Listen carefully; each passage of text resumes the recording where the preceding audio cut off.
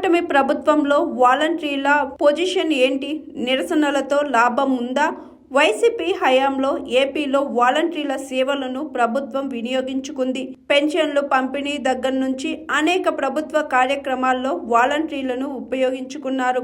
అయితే ఏపీ కూటమి ప్రభుత్వం ఏర్పడి 6 నెలలు పూర్తయింది. ఇంతవరకు వాలంటీర్ల విషయంలో సరైన స్పష్టత లేదు. ఈ నేపథ్యంలో వాళ్ళు ఆందోళన బాట పట్టారు. 3 రోజుల నిరసనలో భాగంగా ఇవాళ గ్రామ వార్డు సచివాలయం అడ్మిన్లకు వాలంటీర్ల వినతి పత్రాలు ఇచ్చారు. విజయవాడలోని ఆల్ ఇండియా యూత్ ఫెడరేషన్ ఆధ్వర్యంలో వాలంటీర్లు నిరసన తెలిపారు. ఆందోళనలో భాగంగా స్థానికంగా ఉన్న ఎన్టీఆర్ విగ్రహాన్ని నీటితో కడిగి ఆ విగ్రహం ముందు ఆందోళన చేపట్టారు.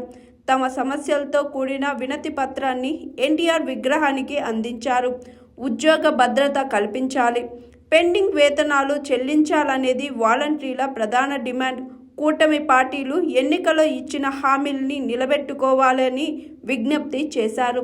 ప్రభుత్వం సానుకూల నిర్ణయం తీసుకోకపోతే ఆందోళనలు ఉధృతం చేస్తామని అన్నారు వాలంటీర్లు. ఇక జనవరి 3న అన్ని జిల్లా కేంద్రాల్లో మోకాల మీద కూర్చొని భిక్షాటన చేపట్టనున్నారు వాలంటీర్లు. జనవరి 4న బ్యాక్ టు వాక్ పేరుతో వాలంటీర్లు వెనక్కి నడుస్తూ నిరసన తెలపబోతున్నారు. వాలంటీర్ వ్యవస్థను కొనసాగిస్తామని ఎన్నికల ముందు హామీ ఇచ్చారు కాబట్టే ఇప్పుడు అడుగుతున్నాం.